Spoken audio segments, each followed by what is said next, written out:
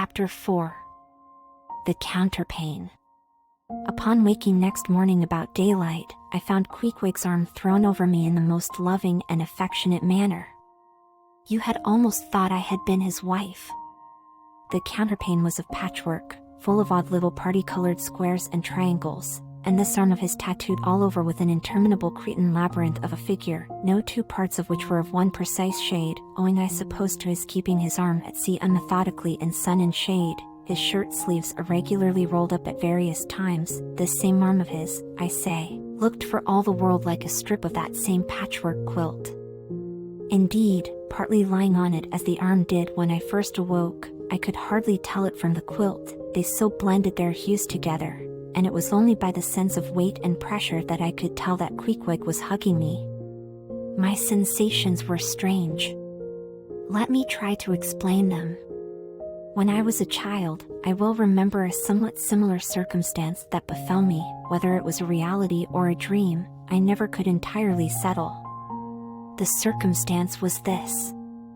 I had been cutting up some caper or other, I think it was trying to crawl up the chimney, as I had seen a little sweep do a few days previous, and my stepmother who, somehow or other, was all the time whipping me, or sending me to bed supperless. My mother dragged me by the legs out of the chimney and packed me off to bed, though it was only 2 o'clock in the afternoon of the June 21st, the longest day in the year in our hemisphere.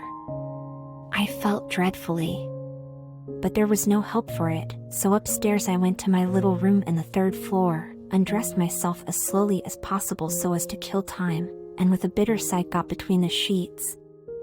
I lay there dismally calculating that 16 entire hours must elapse before I could hope for a resurrection. 16 hours in bed! The small of my back ached to think of it. And it was so light too, the sun shining in at the window, and a great rattling of coaches in the streets, and the sound of gay voices all over the house. I felt worse and worse. At last I got up, dressed, and softly going down in my stockinged feet, sought out my stepmother, and suddenly threw myself at her feet, beseeching her as a particular favor to give me a good slippering for my misbehavior, anything indeed but condemning me to lie abed such an unendurable length of time. But she was the best and most conscientious of stepmothers, and back I had to go to my room. For several hours I lay there broad awake, feeling a great deal worse than I have ever done since, even from the greatest subsequent misfortunes. At last I must have fallen into a troubled nightmare of a doze, and slowly waking from it, half steeped in dreams, I opened my eyes, and the before sunlit room was now wrapped in outer darkness. Instantly I felt a shock running through all my frame. Nothing was to be seen, and nothing was to be heard, but a supernatural hand seemed placed in mine. My arm hung over the counterpane, and the nameless, unimaginable, silent form or phantom, to which the hand belonged, seemed closely seated by my bedside. For what seemed ages piled on ages, I lay there, frozen with the most awful fears, not daring to drag away my hand, yet ever thinking that if I could but stir it 1 single inch, the horrid spell would be broken. I knew not how this consciousness at last glided away from me, but waking in the morning, I shudderingly remembered it all, and for days and weeks and months afterwards I lost myself in confounding attempts to explain the mystery. Nay, to this very hour, I often puzzle myself with it. Now, take away the awful fear, and my sensations at feeling the supernatural hand in mine were very similar, in their strangeness, to those which I experienced on waking up and seeing Queequeg's pagan arm thrown round me. But at length all the past night's events soberly recurred, one by one, in fixed reality, and then I lay only alive to the comical predicament. For though I tried to move his arm, unlock his bridegroom clasp, yet, sleeping as he was, he still hugged me tightly, as though naught but death should part us twain. I now strove to rouse him, Queequeg. But his only answer was a snore. I then rolled over, my neck feeling as if it were in a horse collar, and suddenly felt a slight scratch. Throwing aside the counterpane, there lay the tomahawk sleeping by the savage's side, as if it were a hatchet-faced baby. A pretty pickle, truly, thought I, abed here in a strange house in the broad day, with a cannibal and a tomahawk. Queequeg! In the name of goodness, Queequeg, wake!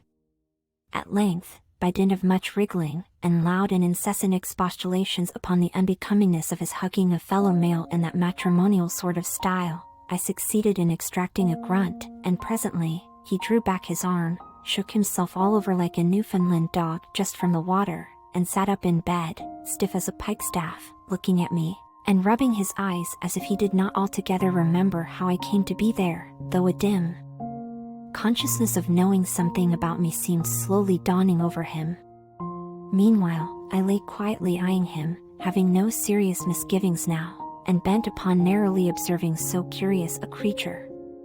When, at last, his mind seemed made up touching the character of his bedfellow, and he became, as it were, reconciled to the fact, he jumped out upon the floor, and by certain signs and sounds gave me to understand that, if it pleased me, he would dress first and then leave me to dress afterwards, leaving the whole apartment to myself.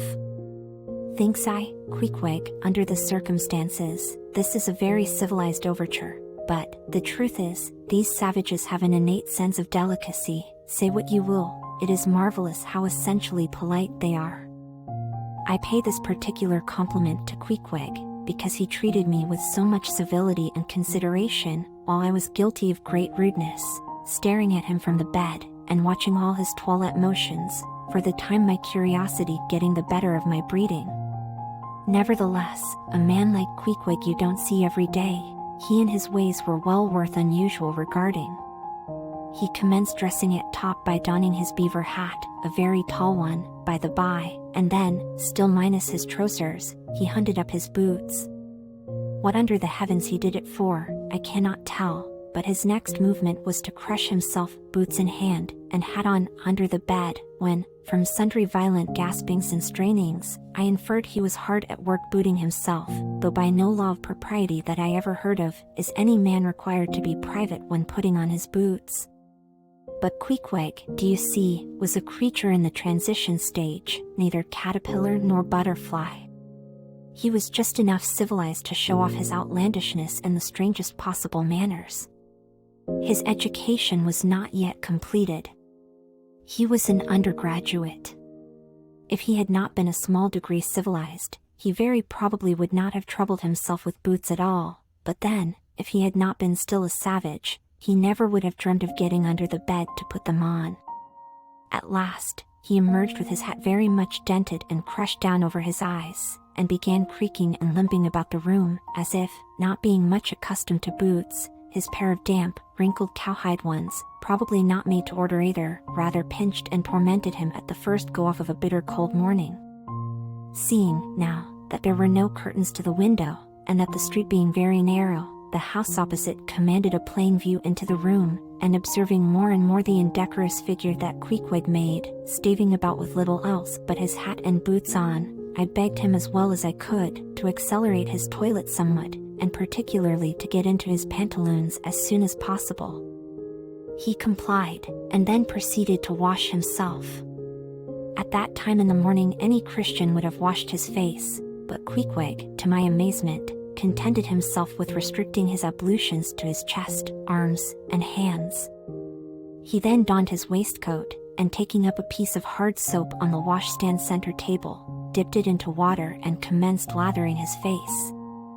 I was watching to see where he kept his razor, when lo and behold, he takes the harpoon from the bed corner, slips out the long wooden stalk, unsheaths the head, wets it a little on his boot, and striding up to the bit of mirror against the wall, begins a vigorous scraping, or rather harpooning of his cheeks. Thinks I, Queequeg, this is using Rogers's best cutlery with a vengeance. Afterwards I wondered the less at this operation when I came to know of what fine steel the head of a harpoon is made, and how exceedingly sharp the long straight edges are always kept. The rest of his toilet was soon achieved, and he proudly marched out of the room, wrapped up in his great pilot monkey jacket, and sporting his harpoon like a marshal's baton.